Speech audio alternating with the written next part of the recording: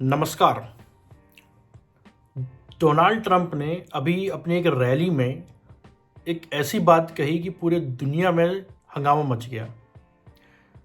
खासकर पश्चिम के वो देश, यूरोप के देशों में बड़ा इस पे हंगामा मच रहा है, बड़ी बातें बोली जा रही हैं। तो ऐसा क्या कहा डोनाल्ड ट्रंप ने कि हंगामा मचा हुआ है? डोनाल्ड ट्रंप ने अपने एक रैली में संबोधन के दौरान कहा कि जो नेटो के जो देश हैं, जो नेटो एक ग्रुप है, पूरा मिलिट्री अलायंस है 28 देशों का, उसमें उन्होंने कहा कि जो नेटो के जो देश हैं वो जो अपने डिफेंस बजट में, जो कि उसमें अगर जो फेयर शेयर जो है, मतलब वो कंट्रीब्यूट नहीं करते हैं, तो डोनाल्ड ट्रंप का कहना है कि वो उनको प्रोटेक्ट नहीं करेंगे, अमेरिका उनको प्रोटेक्ट नहीं करेगा, बल्कि वो रूस को प्रोत्साहित करेंगे कि ऐसे देशों पर हमला करें। ये कोई छोटी बात नहीं है, और ये बात बोलने वाला जो शख्स है वो इस समय फ्रंट रनर है अमेरिकन इलेक्शन में प्रेसिडेंट बनने के लिए। रिपब्लिकन पार्टी के तो प्राइमरीज में जीत के वो आ ही चुके हैं, लेकिन ही इज फ्रंट रनर, मतलब बड़े चांसेस हैं कि वो राष्ट्रपति बन जाए अमेरिका के 2024 में। लास्ट टाइम भी जब वो आए थे तो ऐसी ही बड़ी उन्होंने अपनी अलग अलग करतबों से बड़ा उथल पुथल मचाया था। अमेरिकन पॉलिसी में हम जैसे तैसे करके इनको रोका गया था। नॉर्थ कोरिया की तरफ इन्होंने दोस्ती का हाथ बढ़ा दिया था, और कई सारी चीज़ें थी जो बॉडी ही मतलब जो पहले नहीं होता आ रहा उससे अलग हट के इन्होंने किया था, जिसका खामियाजा जो अमेरिका को बड़ा भुगतना पड़ा था। अमेरिका कहीं ना कहीं विश्व में जो अमेरिका की एक साख थी, एक जो भरोसा था जो उसके एलाइज में अमेरिका को लेके, वो कम हो गया था। यूरोप में उथल पुथल मची, और जो अभी उनका ये भाषण है, जो इन्होंने बात बोली है, इसके बड़े खतरनाक नतीजे होंगे अगर वो वाकई में इस पर अमल करते हैं। राष्ट्रपति बन के अगर आ जाते हैं और वाकई में वो इस चीज़ पर अमल करते हैं और वाकई में ऐसा होता है।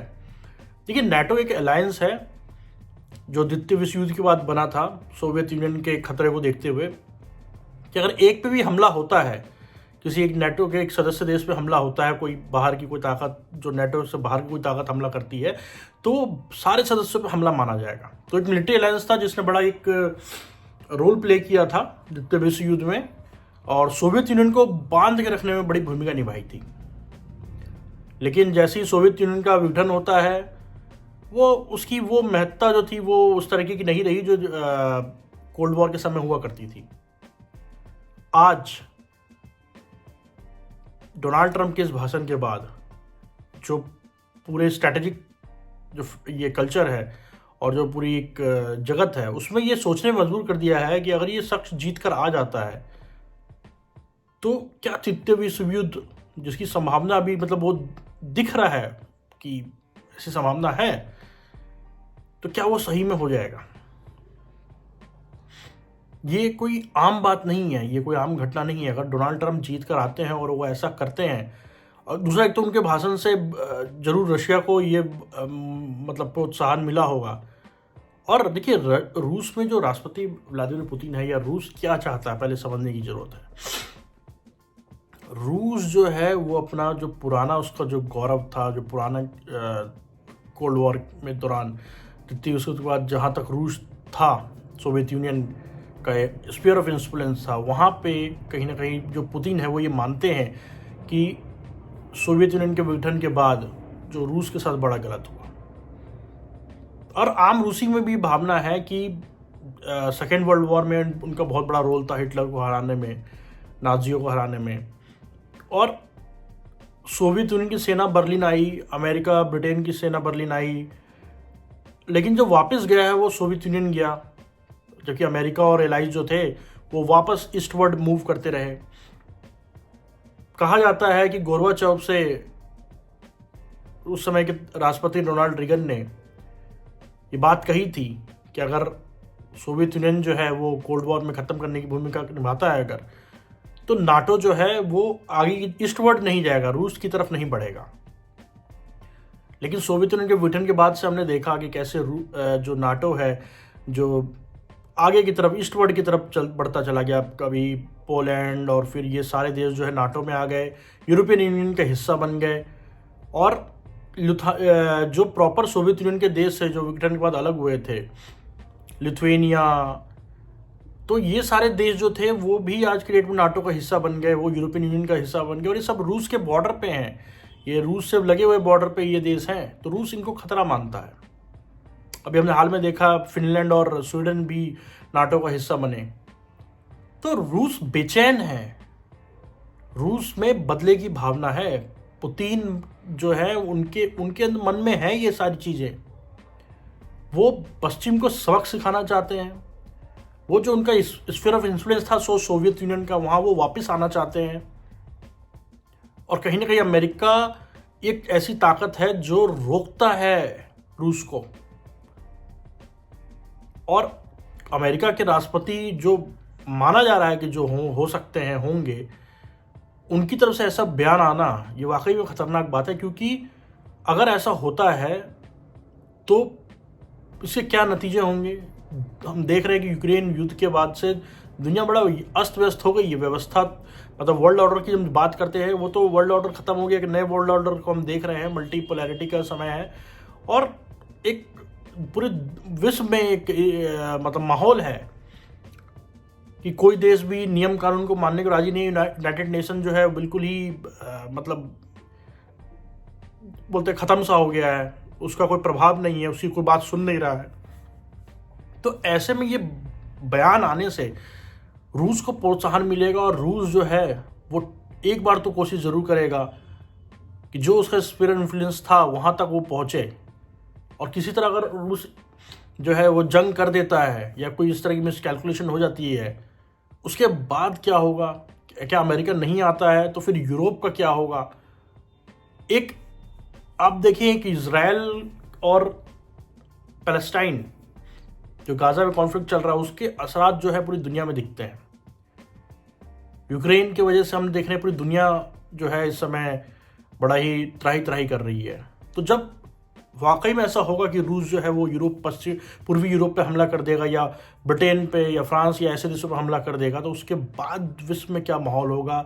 अमेरिका क्या मतलब बैठ के देखेगा ये सब, भारत क्या करेगा उस समय, ये चीन क्या करेगा, ये सवाल बड़े महत्वपूर्ण हैं। मुझे लगता है कि जो पुतिन है उनको कहीं ना कहीं से प्रोत्साहन मिलेगा, और अमेरिका में डोनाल्ड ट्रंप का उभार होना वापस से, ये पूरे विश्व के लिए अच्छे संकेत नहीं है, क्योंकि रूस जो है वो बिल्कुल निरंकुश एक ताकत की तरह अब बिहेव कर रहा है, वो मैच्योर्ड और इस तरह की ताकत का जो है वो बिहेव नहीं कर रहा है, वो बिल्कुल एक तानाशाही में है, और तानाशाह जो है वो जो चाह रहा है वो हो रहा है। तो इसके नतीजे बड़े खतरनाक होंगे, दुनिया तीसरे विश्व युद्ध में जाएगी। और एक चीज़ ध्यान करने वाली बात यह है कि जो भी 2 विश्व युद्ध हुए हैं उसमें परमाणु बम जो था, हालांकि द्वितीय विश्व में अमेरिका ने यूज़ किया था, लेकिन आज जो बमों की संख्या है दोनों ही साइड के पास, चाहे रूस हो, चाहे अमेरिका हो, ब्रिटेन हो, वो बहुत ज़्यादा है। और जो परमाणु बम है उनकी क्षमता भी बहुत बड़ी है, चाहे रूस के पास जार बॉम्बा हो, ये ऐसे बम है जो पूरे एक शहर, करोड़ों की आज के देखिए मेट्रोपॉलिटन शहर है, मतलब लंदन वगैरह और इस तरह के शहर है, अगर इन पे गिर जाए तो करोड़ों लोग की मौत होगी। तो क्या दुनिया तैयार है इन चीज़ों के लिए? दुनिया में क्या सोच है इस चीज़ को लेके? रूस को रोकने की कोशिश हो नहीं रही है, या हुई है तो सफल नहीं हो पा रहे हैं। भारत अमेरिका के साथ पार्टनरशिप में करना चाह रहा है, लेकिन वो रूस को भी जाने देना नहीं चाह रहा है। तो भारत की क्या भूमिका होगी अगर रूस इस तरीके से हमला कर देता है पूर्वी यूरोप पे? तो क्या भारत तभी भी वही रवैया रखेगा जो आज उसे रखे हुए है? जो पूरे विश्व में एक तरीके से अस्थिरता आएगी, तो क्या भारत भी उस समय रूस का समर्थन करेगा जैसा आज कर रहा है? मुझे लगता है शायद नहीं, क्योंकि उसका असर जो है वो इतना व्यापक होगा, इतना बड़ा होगा कि किसी के लिए भी उसको समर्थन देना बहुत मुश्किल होगा, कई सारी जाने जाएंगी। तो मुझे लगता है कि देखिए इतिहास बताता है कि कुछ इस तरह के गलत डिसीजन लिए गए हैं जिसके बड़ा खामियाजा भुगतना पड़ा है। कैसे हमने देखा कि हिटलर को द्वितीय विश्व युद्ध से पहले हिटलर को बड़ा प्रोत्साहित किया गया था, उसे रोकने की कोशिश नहीं की गई, उसे अपीज किया गया, चाहे सोवियत यूनियन ने उसके साथ फ्रेंडशिप ट्रीटी करी हो। तो इस तरह की जो ताकत उभर आती है, वैसे भी देखिए जो ये तानाशाही है जहाँ पे, या इस तरह की जो एविल एम्पायर्स हैं, जो एविल ताकतें हैं, उन्होंने इतनी ताकत इकट्ठा कर ली है, फिर चाहे रूस हो, चाहे नॉर्थ कोरिया हो, चाहे ईरान हो, कि ये अब किसी व्यवस्था को मानने के लिए तैयार नहीं है। नॉर्थ कोरिया के पास न्यूक्लियर वॉरहेड्स हैं, न्यूक्लियर बॉम्ब है, वहाँ पे भी एक तानाशाह है जो अगर उसका मन कर जाए कि अभी वो बम गिरा दे साउथ कोरिया जापान पे, तो वो गिरा देगा, वो नहीं सोचेगा। तो दुनिया में बड़ा असमंजस है इन चीज़ों को लेके। मुझे लगता है कि कहीं ना कहीं तबाही के कगार पे दुनिया पहुंच जाएगी अगर इसको रोका ना गया तो। और उसमें दुनिया के सबसे ताकतवर देश के राष्ट्रपति, होने वाले राष्ट्रपति, हो सकने वाले राष्ट्रपति की तरफ से अगर इस तरह का बयान आता है तो ये बहुत ही खतरनाक बात है। मुझे लगता है कि जो दुनिया के जिम्मेदार देश हैं या जो ताकतें हैं, वो इसका संज्ञान लें और देखें कि इसको कैसे किया जा सकता है, क्योंकि इस तरह की बात करने भर से मुझे लगता है कि कहीं ना कहीं रूस को इसका बड़ा प्रोत्साहन मिलेगा। धन्यवाद।